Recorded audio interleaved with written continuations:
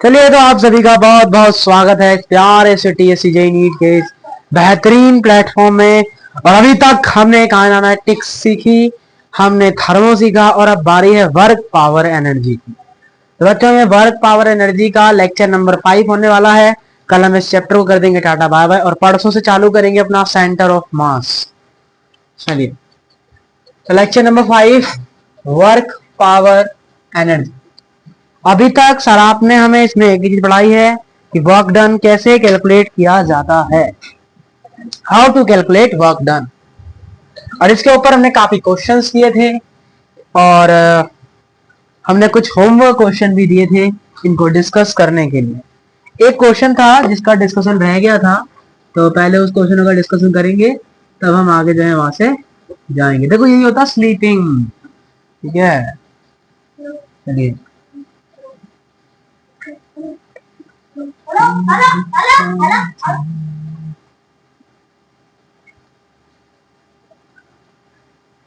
एक सेकेंड।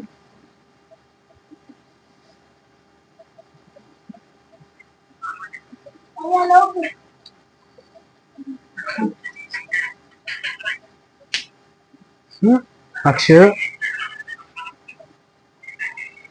देखिए, एक क्वेश्चन है जिसका डिस्कशन रह गया था और वो क्वेश्चन है आपका, है किधर,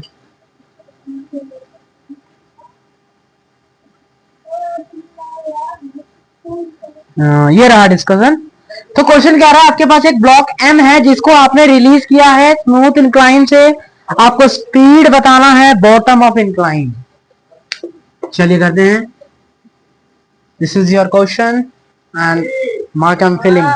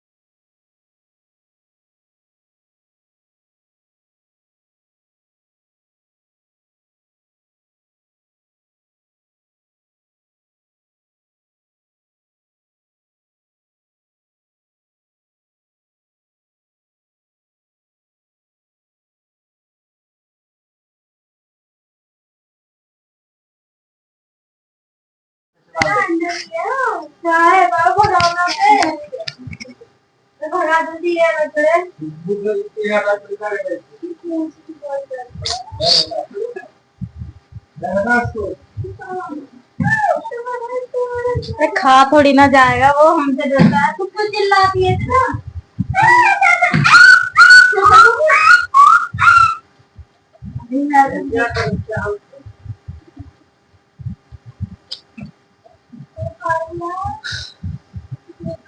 पिंजरा निकाल ले, उसमें घुसा देना उसे और मैं फाड़ दूं तुझे कहीं।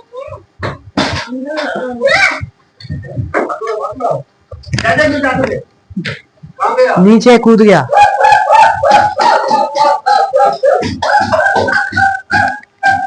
अरे मम्मी, उसी पर दे रहा। मर गया, मर गया। किसमें गया? कहाँ गया? लग तुम मत नहीं दे।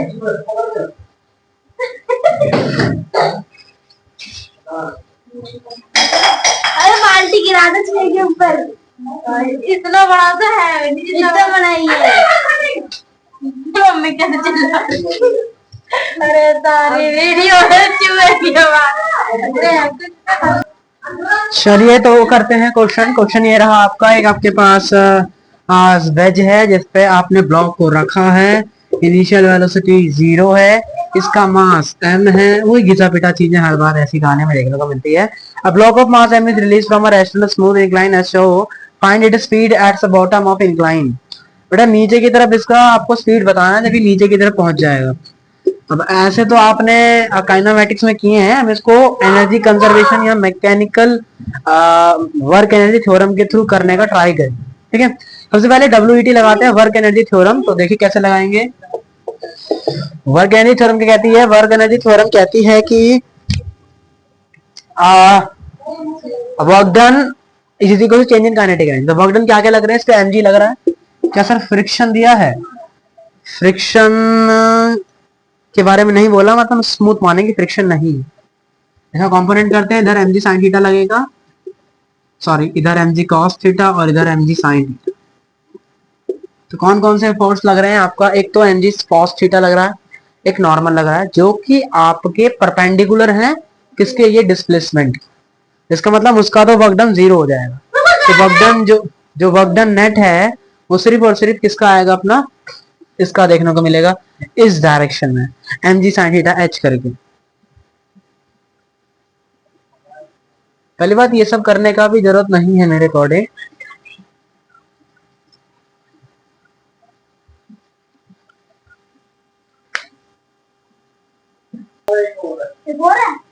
नहीं, देखिए तो ये कहानी है, ये mg लग रहा है, तो ये mg जो लग रहा है ये नॉर्मल तो नहीं है।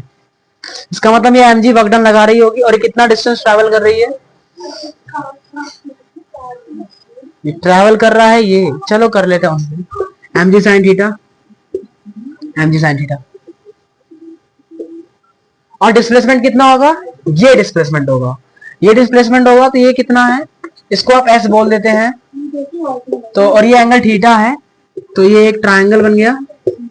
तो हम यहाँ पे क्या लगा सकते हैं? साइन थीटा लगा सकते हैं। तो साइन थीटा बराबर क्या होता है? लंब बट्टे कर्ण। तो यहाँ से इस पूरे की वैल्यू क्या आ जाएगी? h upon sine theta. इसका मतलब M G sine theta multiply में h upon sine theta is equals to change in kinetic energy. Initial तो 0 है, तो फाइनली आएगा यहाँ पे। तो इसका मतलब c कटा तो m से m कटा, तो v का वैल्यू यहाँ पर आ गया आपका under root G H, under root 2gh। ये आपका आ जाएगा यहाँ पे वेलोसिटी।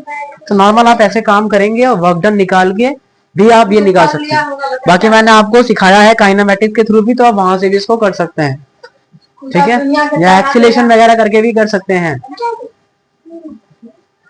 दूसरा, यहाँ पे सिर्फ mg लग रही है, क्योंकि सिर्फ यहाँ mg लग रहा है, तो और कोई कंजर्वेटिव नॉन कंजर्वेटिव फोर्स नहीं है। तो मतलब आप यहाँ मैकेनिकल एनर्जी कंजर्वेट कर सकते हैं। इसका मतलब k1 u1 बराबर लग सकते हैं आप k2 प्लस u2। आप इसी एक पॉइंट को फिक्स कर दीजिए, मैंने ये नीचे वाला पॉइंट फिक्स कर दिया। तो इसका मतलब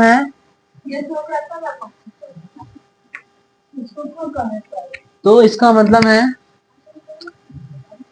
कि ये वाला जो पॉइंट है यहाँ पर इसका पोटेंशियल एनर्जी क्या हो जाएगा? 0, क्योंकि ये कोई हाइट ही ट्रेवल नहीं कर रहा, और यहाँ कोई वेलोसिटी है जी है, उस वेलोसिटी को v बोलते हैं। तो यहाँ से काइनेटिक एनर्जी क्या आ जाएगी? हाफ एम वी स्क्वायर, और ये तो 0 हो गया। अब इस पॉइंट पे जाते हैं, तो इस पॉइंट पे ये कुछ हाइट h पर है और उसका u 0 है, मतलब यहाँ काइनेटिक एनर्जी तो नहीं है। अब ये h हाइट पर है, और अपने पोटेंशियल एनर्जी का फॉर्मूला क्या पड़ा था? mgh। यहाँ पे क्या आ जाएगा? mgh, m से m कटा, तो यहाँ से वेलोसिटी यहाँ से भी क्या आ गई? Under root g 2gh। अब कभी सा भी तरीका लगा लीजिए, आपको ऐसी काम करना है, और आप ऐसे भी अपना वर्क डन यहाँ पे क्या कर सकते हैं? कैलकुलेट कर सकते हैं। चलिए आगे बढ़ते हैं। तो जो क्वेश्चन होमवर्क में दिया था सबसे पहले उसका डिस्कशन करते हैं। तो ये रहा आपका होमवर्क क्वेश्चन। एक ब्लॉक है 10 kg का। अब आपको सेम कहानी है बट आपको इसमें वर्क डन फ्रिक्शन जोड़ना पड़ेगा। सर आपने कहा था कि फ्रिक्शन नॉन कंजर्वेटिव है, मतलब अब आप मैकेनिकल एनर्जी कंजर्वेशन का यहाँ पे यूज कर सकते हैं कि नहीं कर सकते। सर आपने बोला था कि अगर फ्रिक्शन आ जाता है तो हम कंजर्वेशन मैकेनिकल एनर्जी कंजर्वेशन का यूज नहीं कर सकते, इसका मतलब यहाँ पे वो नहीं लगा सकते।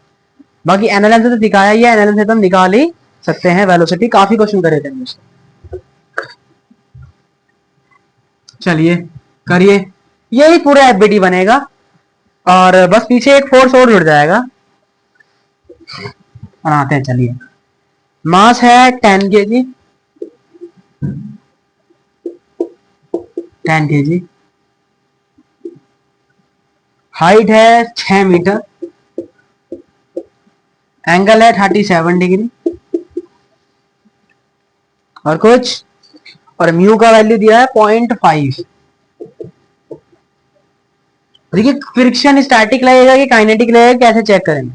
आपने बताया tan थीटा दिया है, ब्लॉकिंग का केस है, tan थीटा निकालो। tan 37 का वैल्यू फिर कितना होता है? 3 4 5 4 और 37 नीचे वाला 3/4 0.70 कुछ। तो वैल्यू ये वाली बड़ी है। तो आप इन्हें बताया था कि अगर tan थीटा की वैल्यू बड़ी हो जाती है तो उसके केस में आपकी वेलोसिटी आगे मूव करने लग जाता है, आपका ब्लॉक आगे चलने लग जाता है, इसका मतलब ये मूव कर जाएगा। और अगर वेलोसिटी आगे की तरफ होती है या किसी ब्लॉक के पास वेलोसिटी आ जाती है तो सर जो फ्रिक्शन लगता है वो काइनेटिक लगता है। फ्रिक्शन जो लगता है वो क्या लगता है? काइनेटिक।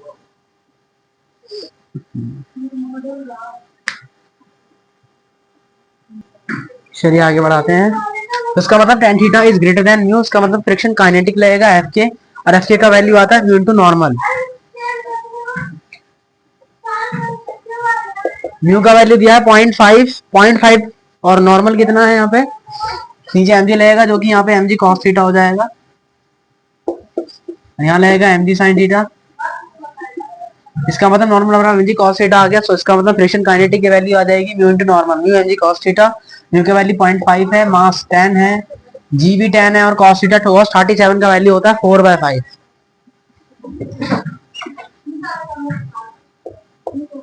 आपका नॉर्मल आ गया 40 Newton. I am right? Yes. F के का वैल्यू आ गया 40 न्यूटन। और ये निकाल लीजिए एम साइन थीटा, एम 10 जी भी 10, साइन थीटा का वैल्यू होता है 3/5। तो यहाँ पे 60 न्यूटन आ जाएगा। कर सकते हो, बच्चे नहीं है। 60 आ गया तो 40 आ गया। अब आपको निकालना क्या? वेलोसिटी निकालनी है। Sir you can using work net बराबर चेंज इन काइनेटिक एनर्जी। तो वर्क डन कौन कौन से लग रहे हैं? एक तो mg sin थीटा लग रहा है क्योंकि नॉर्मल तो 0 हो गया, mg cos थीटा भी 0 हो गया, तो क्या लग रहा है? सिर्फ mg sin थीटा। और ये वाली वैल्यू क्या आती है? h sin theta. इसका मतलब यहाँ पे लग क्या रहा है? mgh लग रहा है। क्या लग रहा है यहाँ पे? mgh। मोटा भाई यहाँ लग रहा है mgh। पिछले क्वेश्चन में करके दिखाया था, यहाँ नहीं करेंगे।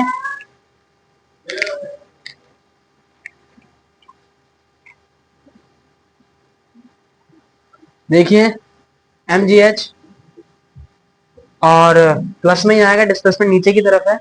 फ्रिक्शन काइनेटिक नेगेटिव आया क्योंकि डिस्प्लेसमेंट नेगेटिव है। और फ्रिक्शन काइनेटिक कितना आ रहा है? 40 इंटू में ये वाली हाइट, और ये वाली हाइट कितनी है? h sin theta. कितनी सर ये? h sin theta, h upon sin theta. m मास 10 है, g का वैल्यू 10 है, हाइट 6 मीटर है। हाइट 6 है लेकिन sin 37 का वैल्यू होता है 3/5। 10 और 10 ये 400 हो गया और ये 600 हो गया। तो नेट वर्क डन आ गया 200 और is equal to half mv square, क्योंकि इनिशियल तो 0 हो जाएगी। इसका मतलब half into 10 into V square. यहां से वेलोसिटी आ गया आपका √40 metre per second. This is your answer. ठीक है, चलिए अब आगे मूव करते हैं। इसको करने का सेकंड मेथड क्या है? वैसे तो मुझे नहीं बताना चाहिए क्योंकि हम एनएलएम में सीख चुके हैं। आप इसे एनएलएम से भी कर सकते हैं। एनएलएम से कैसे करेंगे सर? एनएलएम से करने के लिए आप एक्सीलरेशन निकाल लीजिए, क्योंकि इनिशियल तो 0 है, एक्सीलरेशन और पता लग जाएगा, काम हो जाएगा। एक्सीलरेशन कैसे निकालेंगे? सिर्फ यही काम हो रहा है, इसका मतलब आगे वाला माइनस पीछे वाला बट्टे ये, तो एक्सीलरेशन आ जाएगा 2 मीटर पर सेकेंड। और इक्वेशन लगाएंगे थर्ड काइनेमेटिक्स की थर्ड वाली इक्वेशन। तो वी स्क्वायर का वैल्यू तो वी है, इनिशियल 0 है, 2 है और ये एच, या तो कितना एच अपॉन साइन थीटा है, ये एच अपॉन साइन थीटा है। एच अपॉन साइन थीटा कितना आया था 6 अपॉन 3/5 मतलब 10 आया है, 10 दूनी 20 दूनी 40, मतलब यहाँ से भी कितना आ गया under root 40 metre per second. तो वो कहने के ऊपर है आपको, अगर एनएलएम से देखो कितनी जल्दी आ गया, नेट वर्क डन से थोड़ा लेट में आया। तो हम क्वेश्चन करते करते सीखेंगे कि कहाँ काइनेमेटिक्स लगाई जाए, कहाँ इससे आंसर बनेगा, कहाँ उससे आंसर बनेगा, तो वो प्रैक्टिस से आएगा। बाकी आपको पता है ये बेसिक्स ही हर क्वेश्चन में लग रहे होंगे, कोई सा भी एक बेसिक सीख लीजिए आपका काम बन जाएगा। चलिए आगे बढ़ते हैं। और आप मेरे हिसाब से आपने सीख लिया होगा कि how to calculate work done और एनी टाइप ऑफ वेलोसिटी, चाहे वो इंक्लाइन प्लेन हो, चाहे वो रफ प्लेन हो, चाहे वो नॉर्मल बैठा हो, चाहे वो कुछ भी कर रहा हो। चलिए एक और क्वेश्चन है महाराज जी। एक बॉल है जिसका मास m है, जिसको हमने रस्सी से टाई करके आपने बांध दिया है, आप रिलीज कर रहे हो horizontally. Find speed of ball when spring become vertical. अरे लाला, जब स्पीड वर्टिकली हो जाएगी, जब speed one speed being vertical, then you should need to speed of ball, आपको बॉल का स्पीड बताना है। चलिए मोटा भाई,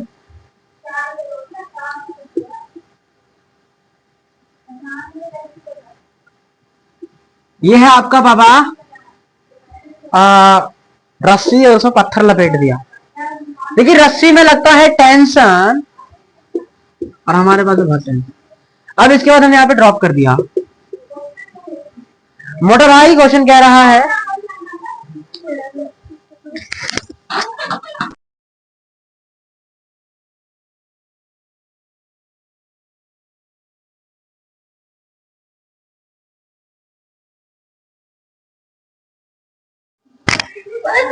देखिए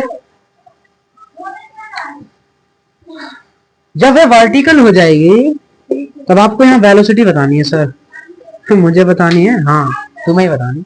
तो कैसे करेंगे, इनिशियल तो 0 होगी सर। मुझे 25 तरीके में से एक तरीका आता है नेट वर्क डन वाला, मैं वो उससे निकाल सकता हूँ। कैसे निकालेंगे, सबसे पहले वर्क डन चेक करिए सर, इसमें क्या क्या वर्क डन लग रहा है। वर्क डन नहीं, वर्क डन लग रहा है। तो सर यहाँ लग रहा है mgh, mg लग रहा है, ठीक है। और टोटल रोड का लेंथ है l, ठीक है, ओके।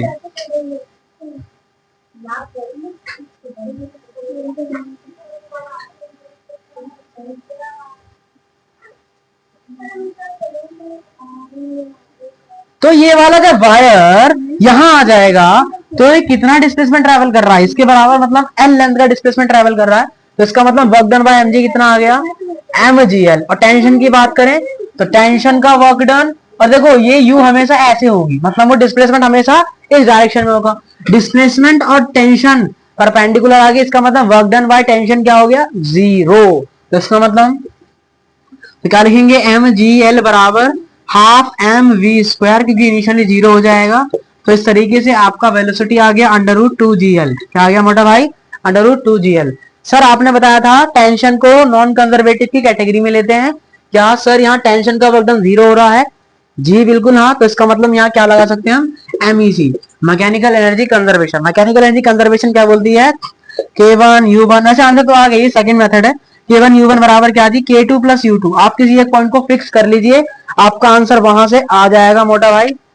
तो ये फिक्स कर लिया मैंने, चलिए ये वाला फिक्स कर लेते हैं, ज्यादा बेस्ट है। तो यहाँ पे कोई हाइट है नहीं, तो यहाँ पे पोटेंशियल एनर्जी 0 हो जाएगा। क्या वेलोसिटी है, बिल्कुल है। तो यहाँ क्या आ जाएगा, हाफ mv²। अब ये ऊपर जाएगा, यहाँ वेलोसिटी 0 है, क्या कोई हाइट इसने ट्रेवल किया है, बिल्कुल ट्रेवल किया है। तो यहाँ पे क्या आ जाएगा, पोटेंशियल एनर्जी क्या आ जाएगा, mgh। हाइट तो l है लेकिन, तो इसका मतलब यहाँ से भी वेलोसिटी कितनी आ गई महाराज जी, √2g। तो भाई एक ही घिसा पिटा काम, ये निकालो वो निकालो, आंसर ले जाओ। एक बार सीखना था और हमने सीख लिया, लगाते रहो, हर बार आंसर अच्छे से आ जाएगा। चलिए बाकी आप NLM से भी कर सकते हैं बाय पाथ जाकर। चलिए क्वेश्चन और करते हैं। अब both block are release from rest, find speed of each block after each block move by distance of 2 metre. ठीक है चलिए करते हैं।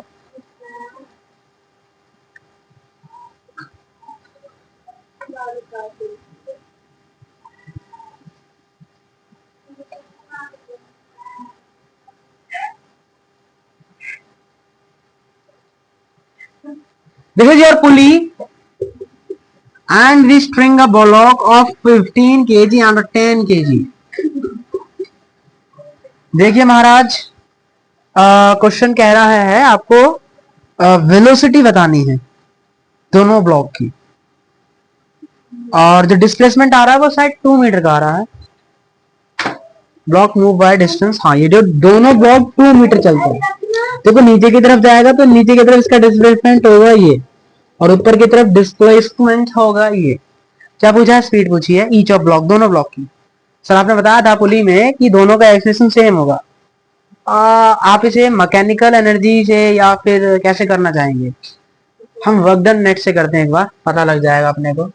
नेट वर्क डन लाला जी, change in kinetic energy. Sir आपने बताया था कि इंटरनल एनर्जी टेंशन होता है पुली में, इंटरनल होता है, और इंटरनली फोर्स क्या होते हैं? कैंसल आउट हो जाते हैं. तो नेट वर्क डन यहाँ पे 0 हो जाएगा. यहाँ टेंशन ये आ गई, यहाँ टेंशन ये होगी, यहाँ 150 न्यूटन लगेगा और इधर 100 kg लगेगा.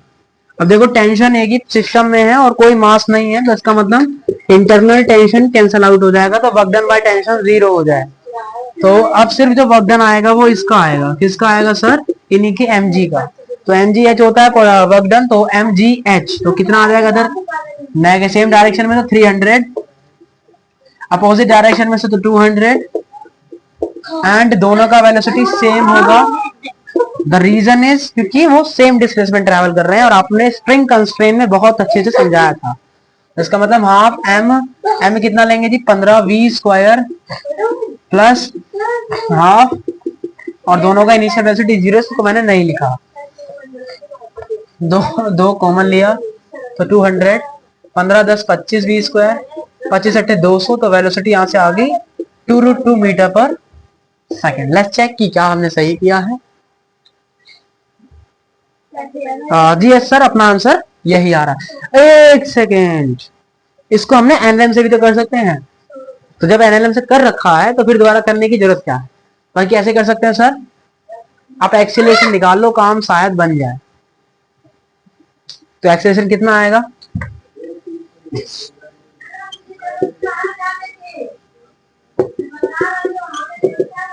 15a and there is a 10a, there is a 50, 25, and the acceleration is 2 meter per second square. So we want to count velocity. आपको वेलोसिटी भी नो, हमें डिस्प्लेसमेंट दे दिया है मोटा भाई, पूरे को सिस्टम मान लो ना. तो नेट एक्सीलरेशन 2 आ गया, डिस्प्लेसमेंट 2 था, इनिशियली 0 था, तो भैया v का वैल्यू यहाँ से भी कितनी आ गई? समझो दोनों ही सेम लग रहे हैं, तो दोनों ही लगा लो. एक सेकेंड और सर, इसमें तो टेंशन 0 है, टेंशन एक नॉन कंजर्वेटिव फोर्स है, इसका मतलब सिर्फ यहाँ कंजर्वेटिव फोर्सेस है. तो अगर सिर्फ कंजर्वेटिव फोर्स होगा तो सर क्या यहाँ पर मैकेनिकल एनर्जी कंजर्वेशन लग जाएगा? तो इसका मतलब है यहाँ मैकेनिकल एनर्जी कंजर्वेशन लग जाएगा. और अगर मैकेनिकल एनर्जी, अरे राम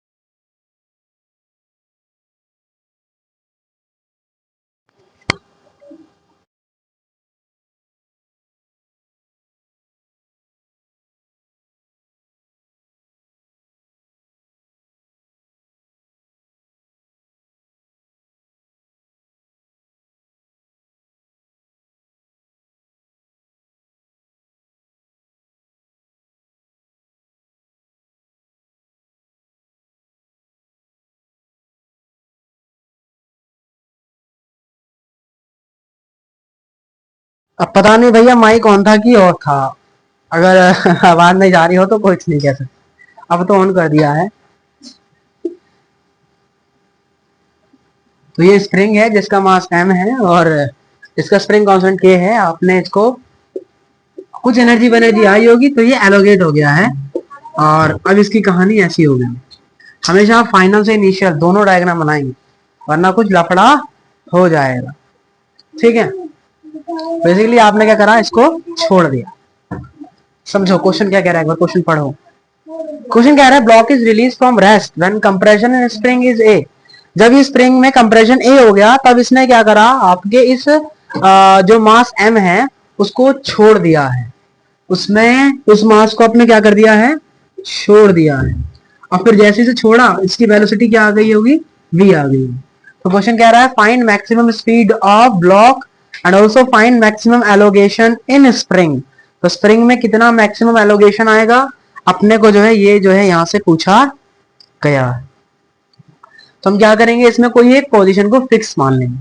माना कि जो अपना मास है वो यहां तक जा सकता है और इस वाले मास को हमने नेचुरल लेंथ बोल दिया। नेचुरल मतलब कि स्प्रिंग यहां पर ऐसे लगा हुआ था बिना किसी कंप्रेशन।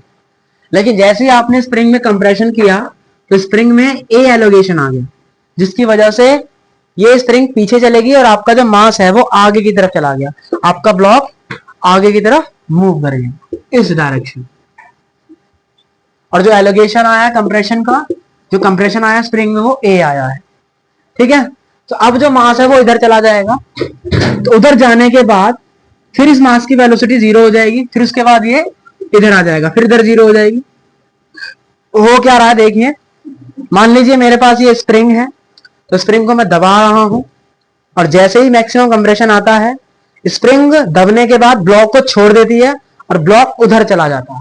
फिर ब्लॉक का जैसे ही वेलोसिटी 0 होता है ब्लॉक फिर इधर आ जाता है, फिर यहाँ मैक्सिमम होती है और फिर दोबारा स्प्रिंग से टकराती है, फिर दोबारा स्प्रिंग से टकराती है, फिर नेचुरल लेंथ पे जाती है, फिर आगे बढ़ती है, फिर 0 होती है, फिर maximum 0, 0 maximum 0 maximum 0, 0 maximum 0 maximum 0। तो ये जो है बार बार मास हमें करता हुआ नजर आ रहा है। तो ऑब्वियसली ये क्या कर रहा है, ऑक्सीलेशन कर रहा है, ये एसएचएम कर रहा है। तो ये जो स्प्रिंग है ये क्या कर रही है, बार बार एसएचएम कर रही है। कभी इधर फिर इधर फिर इधर फिर इधर फिर इधर और फिर इधर। इसका मतलब एक बार इधर जा रही है, ये जो पर्टिकुलर नेचुरल लेंथ पर जो इसका वेलोसिटी है वो मैक्सिमम है। ये जो वेलोसिटी है वो उसका क्या है, मैक्सिमम है। अब इस मैक्सिमम वेलोसिटी के बाद फिर इधर जाती है, यहाँ पे इसकी वेलोसिटी 0 हो जाती है, फिर 0 होती है तो फिर से ये इधर आ जाती है और यहाँ पर इसका वेलोसिटी मैक्सिमम हो जाता है। और फिर से होने के बाद फिर से जाती है और स्प्रिंग को कंप्रेस कर देती है। कितना कंप्रेस कर देती है, ए। फिर मैक्सिमम कंप्रेस करने के बाद स्प्रिंग से इसका कांटेक्ट छूट जाता है और फिर से ये नेचुरल लेंथ पे जाके अपनी मैक्सिमम स्पीड में चला जाता है और फिर से यहाँ से कांटेक्ट छोड़ता है, फिर आगे जाता है, फिर वेलोसिटी 0 होती है, फिर आता है, फिर ऐसे। तो ये कहानी बार बार यहाँ पे चलते हुए नजर आती है, जिसका मतलब हमें यहाँ पर एसएचएम होता हुआ नजर आ रहा है। तो अगर हम बात करते हैं यहाँ पे कौन कौन से फोर्स लग रहे होते हैं, तो हमने एलएलएम में पढ़ा है कि स्प्रिंग लगाती है के एक्स फोर्स। तो इस वाले ब्लॉक पर स्प्रिंग लगा रही होगी ऐसे, इस डायरेक्शन में, क्या जी, के एक्स फोर्स। और इस डायरेक्शन में किधर लगा रही होगी, इधर लगा रही होगी। इस डायरेक्शन में किधर लगा रही होगी, इधर लगा रही होगी। और जो मैक्सिमम स्पीड आएगी वो कहाँ आएगी, एट इक्विलिब्रियम। मैक्सिमम स्पीड किधर आएगी, इक्विलिब्रियम पर आएगी। और इस तरीके से आपका जो नेट फोर्स है वो क्या हो जाएगा, 0 हो जाएगा। और यहाँ पर मैक्सिमम क्या आ रहा है, वेलोसिटी यहाँ क्या आ रही है, मैक्सिमम आ रही है। तो अगर यहाँ वेलोसिटी मैक्सिमम आ रही है मतलब कांस्टेंट आ रही है, और अगर वेलोसिटी कांस्टेंट आ रही है तो इसका मतलब यहाँ पे एक्सीलरेशन क्या हो रहा है, 0 आ रहा है। तो याद कर सकते हैं कि यहाँ पे वेलोसिटी मैक्सिमम और यहाँ पर एक्सीलरेशन 0। तो अब हमने एनएलएम से क्या कह सकते हैं, बराबर क्या होता है, एम ए। इसका मतलब फोर्स के एक्स है, ये dv by D X, M dv बराबर K X dot D X. Sir आपको वेलोसिटी चाहिए, आप इसका इंटीग्रेशन कर दीजिए। इनिशियली तो उसका वेलोसिटी 0 है, हमने खुद देखा है। और यहां पर इसका जो कंप्रेशन था वो a था।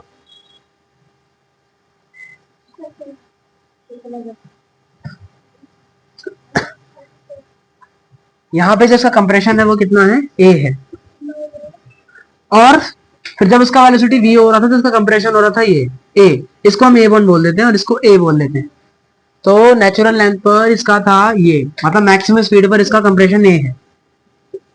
तो जब इसका वो करेंगे तो यहाँ पे क्या आएगा, M V is equal to K X square by 2। अब यहाँ x की वैल्यू यहाँ पुट करेंगे तो एम वी बराबर के एक्स के बाय 2, और x की जगह जाएगा यहाँ पे अपना ए वन का स्क्वायर माइनस ए स्क्वायर, ए का स्क्वायर माइनस ए वन का स्क्वायर।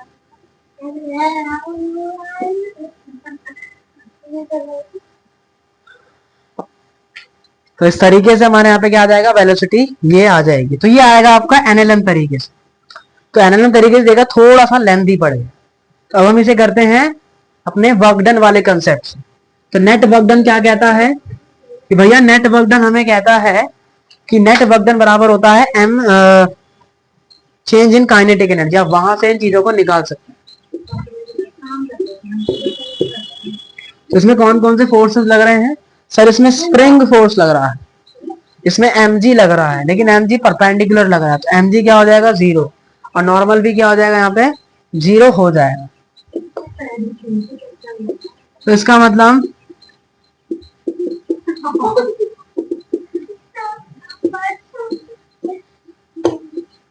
और इनिशियली इसका जो वेलोसिटी है वो 0 है।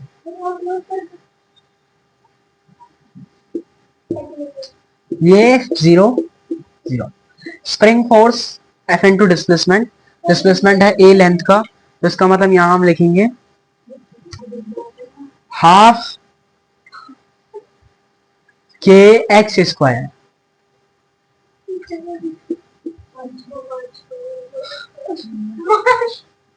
मोटे भाई, मोटा भाई, तो एक्स फाइनल ये है, एक्स इनिशियल ये था। तो स्प्रिंग फोर्स का वर्णन तो याद करवाया था, ए माइनस ए वन का square is equal to half M B square. 2 से 2 कटा, तो यहाँ से आपकी वेलोसिटी क्या आ जाएगी, वी एम से डिवाइड करोगे तो ये अपना यहाँ पे क्या आ जाएगा, वेलोसिटी आ जाएगा। तो इस तरीके से आप क्या निकाल सकते हैं, यहाँ पे वेलोसिटी निकाल सकते हैं।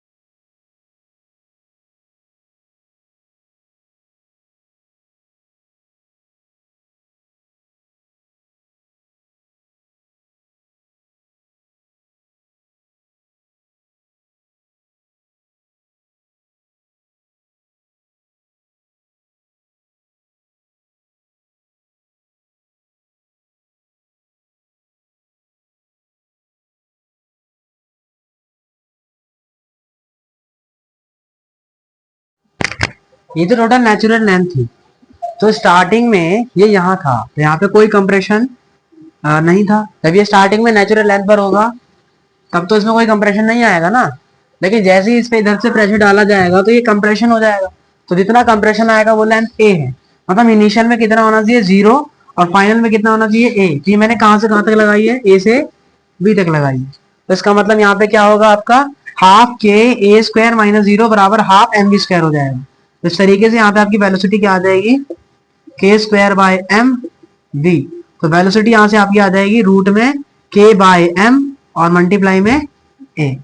तो ये आ गया यहाँ से आपका वेलोसिटी, और यही अपना मैक्सिमम वेलोसिटी भी है। लेकिन अगर सर हम ए से सी के लिए लगाते हैं तो क्या कहानी आएगी, क्योंकि मुझे यहाँ भी तो ये कंप्रेस होगी, तो उसके केस में आपका वेलोसिटी क्या आएगा, तो वो कैसे निकालेंगे। तो उसको निकालने के लिए हम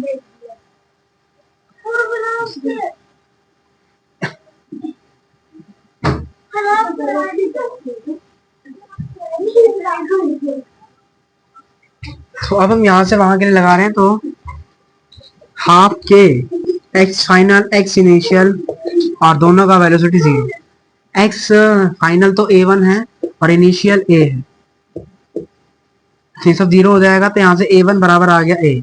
तो इसका मतलब जो वेलोसिटी सर आपकी यहाँ से यहाँ में आई है वही वेलोसिटी आपकी B से C में भी आएगी, बिकॉज द रीजन इज क्योंकि A1 बराबर आ गया आपका A। तो इस तरीके से हमारा नेट वर्क डन से हम ऐसे फोर्सेस को यहाँ पे कैलकुलेट कर सकते हैं।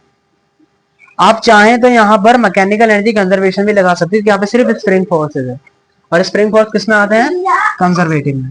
तो आप मैकेनिकल एनर्जी कंजर्वेशन कैसे लगाएंगे, आप किसी पॉइंट को फिक्स कर लीजिए। मैंने नेचुरल लेंथ वाले पॉइंट को क्या कर लिया, फिक्स कर लिया। तो क्या लगाएंगे हम K1 प्लस U1 बराबर K2 plus U2 at initial पे उसके पास वेलोसिटी है क्या, नहीं है। तो सर मैं ए से बी में लगा रहा हूँ, ध्यान रखिएगा। तो इनिशियल जीरो हो जाएगा। पोटेंशियल एनर्जी का फॉर्मूला क्या होता है सर, mgh होता है। ये स्प्रिंग है तो स्प्रिंग की पोटेंशियल एनर्जी का फॉर्मूला होता है हाफ के एक्स स्क्वायर, और एलोगेशन कितना एक आता है, क्या आ जाएगा हाफ के ए स्क्वायर।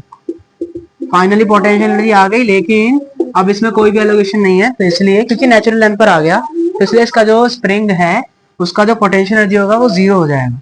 तो यहाँ क्या आ गया आपका हाफ mv स्क्वायर। इस तरीके से यहाँ पर भी आपका वेलोसिटी क्या आ गई, a root k by m।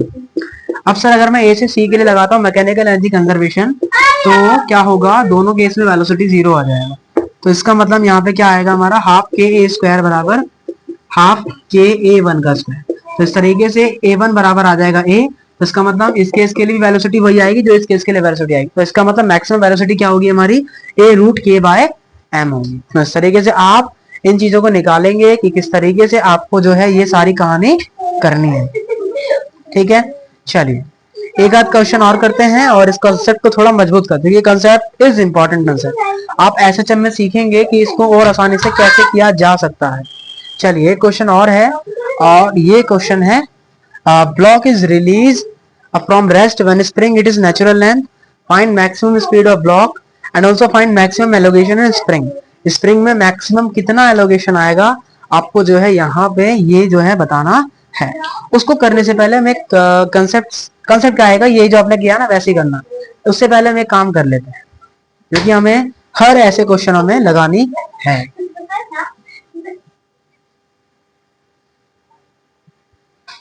करते हैं इस क्वेश्चन को, और ये आज का लास्ट क्वेश्चन होगा हमारा।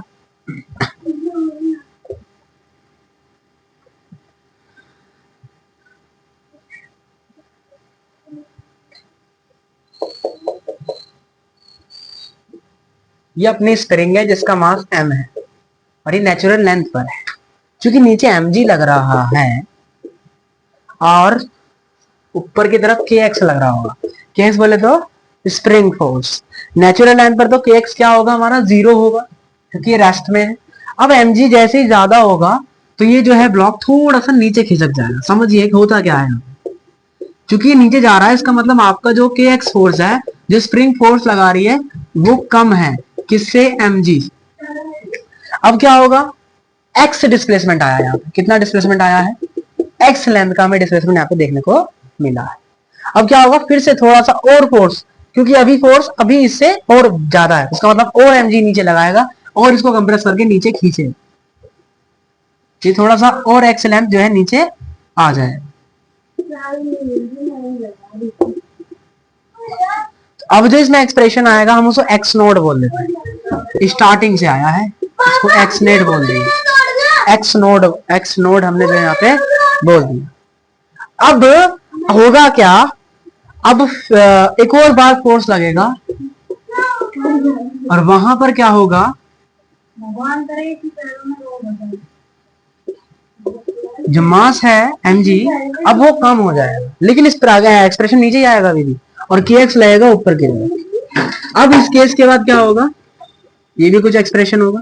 अब इस केस के बाद क्या होगा तुम्हारा, ये जो स्प्रिंग है धीरे धीरे ऊपर आएगी, पहले इस पोजीशन पर आएगी, फिर यहां जाएगी और फिर नेचुरल लेंथ पे पहुंच जाएगी। और फिर से क्या कांड होगा, ये कहानी फिर से इधर आएगी, पहले ये ऐसे जाएगा, फिर ये ऐसे आएगा, फिर ये ऐसे जाएगा, फिर ये ऐसे आएगा। इसका मतलब आपको क्या देखने को मिल रहा है, एसएचएम देखने को मिल रहा है। आपको क्या देखने को मिल रहा है, एनएलएम, एसएचएम बोले तो ऑक्सीलेशन देखने को हमें यहाँ पर मिल रहा है, और ऐसा हर बार हमें स्प्रिंग में देखने को मिलेगा। सर इक्विलिब्रियम कहाँ आ रहा है, सर हमारा इक्विलिब्रियम कहाँ आ रहा है, तो ये भी मैक्सिमम कंडीशन हो जाएगा। तो ये वाली जो कंडीशन होगी ये आपका इक्विलिब्रियम होगा। इसके आगे बढ़ते ही स्प्रिंग फोर्स बड़ा हो जाएगा, तो मैक्सिमम इक्विलिब्रियम जहां पर mg बड़ा आ रहा है तो वो यही पॉइंट है। तो यहाँ पर क्या होगा, आपका जो kx है वो mg के बराबर हो जाएगा। एलोकेशन x नॉट है इसलिए, तो kx नॉट बराबर क्या आ जाएगा यहाँ पे mg। तो इसका मतलब k का वैल्यू यहाँ से क्या आ जाएगा mg बाय, या x नॉट का वैल्यू यहाँ से क्या आ जाएगा mg बाय k। तो ये आप यहाँ पे ध्यान रख सकते हैं। बाकी निकाला कैसे हमने ये, क्योंकि ये वाला इसके बराबर हो गया, ये मैक्सिमम केस आ गया। इससे ज्यादा और आप नीचे फोर्स लगाएंगे तो अब उल्टा हो जाएगा। इसके आगे का केस और देखोगे तो क्या होगा, अब के एक्स का वैल्यू ज्यादा हो जाएगा। तो अब के एक्स का वैल्यू ज्यादा हो जाएगा तो फिर से पीछे जाएगा, फिर ऐसे पॉइंट पे पहुंचेगा, फिर पीछे कहानी जाएगी। तो ये कहानी बार बार दोहराता हुआ हमें ये फोर्स दिखाई देगा। तो इसका मतलब कैसा ऑक्सीलेशन होता दिखाई देगा, ये नेचुरल लेंथ, ये एलोगेशन, और ये अपना क्या हो गया यहाँ पे इक्विलिब्रियम। फिर से क्या आएगा एलोगेशन। तो क्या देखने को मिलेगा मैं बार बार, नेचुरल लेंथ इक्विलिब्रियम, यहाँ एलोगेशन, फिर allocation equilibrium allocation natural length, natural equilibrium, फिर ये यही कहानी हो रही है।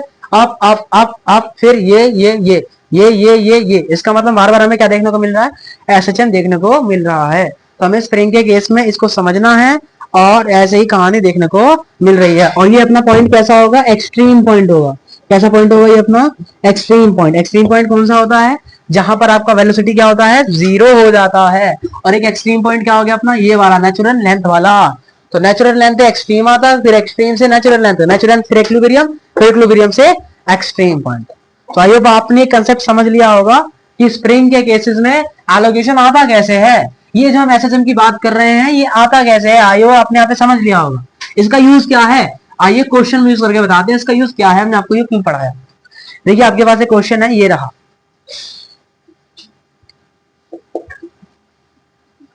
ये है एम मास की और उसका के है और इनिशियली जीरो है। आपसे क्या पूछा है, आपसे पूछा है एक्सट्रीम, इसका मैक्सिमम वेलोसिटी पूछा है। क्या पूछा है आपने, इसका पूछा है मैक्सिमम वेलोसिटी। तो इसका कैसे स्ट्रक्चर बनेगा, पहले ये नेचुरल लेंथ पर है, फिर ये किस पे जाएगा इक्विलिब्रियम पे जाएगा, और फिर इक्विलिब्रियम पे क्या होगा के एक्स नॉट बराबर हो जाएगा mg, क्योंकि एक्स नॉट का ये लोकेशन आएगा। तो यहां से एक्स नॉट बराबर क्या आ जाएगा mg बाय के। अब सर क्या होगा, फिर से नीचे जाएगा और नीचे जाने के बाद इसका वेलोसिटी फिर से क्या हो जाएगा जीरो हो जाएगा। और हम इस पॉइंट को क्या बोल लेते हैं ए बी, और इस पॉइंट को बोल देते हैं सी। तो अब लगाते हैं यहाँ पे वर्क एनर्जी थ्योरम या फिर मैकेनिकल एनर्जी कंजर्वेशन। तो यहाँ पे मैकेनिकल एनर्जी कंजर्वेशन लग सकता है, द रीजन क्योंकि यहाँ पे स्प्रिंग फोर्स लग रहा है सिर्फ इसलिए, और एनजी लग रहा है तो लगा सकते हैं। तो क्या लगाएंगे K1 प्लस U1 बराबर K2 प्लस U2।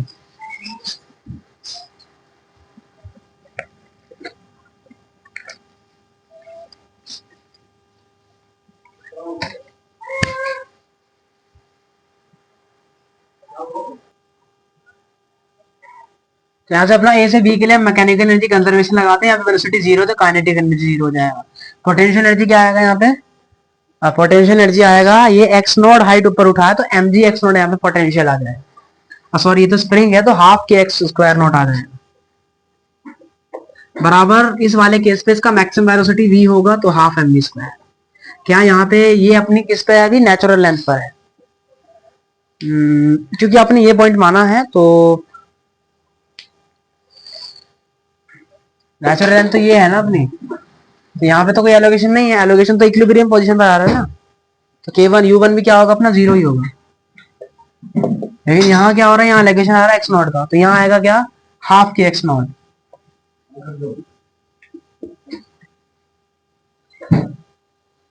और साथ में यहाँ पे क्या भी लगता हुआ नजर आएगा mg का पोटेंशियल। mg का पोटेंशियल क्या आएगा यहाँ पे mg एक्स नॉट।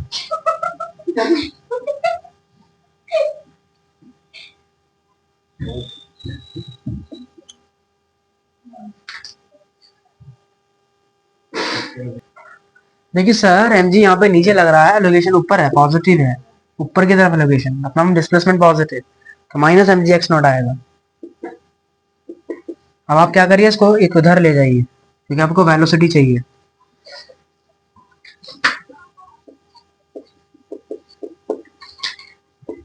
m से भाग करेंगे, 2 से भाग किया, x नॉट हमने कॉमन लिया,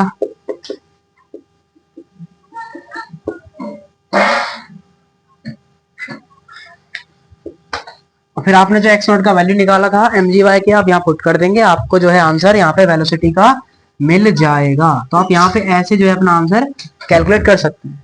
अब आप क्या करेंगे, ए से सी के बीच लगाएंगे जी मैकेनिकल एनर्जी कंजर्वेशन, तो वहां से लगाएंगे तो आपको कुछ रिलेशन नजर आएगा। और आप ये होमवर्क पार्ट आप घर से करके लेके आना।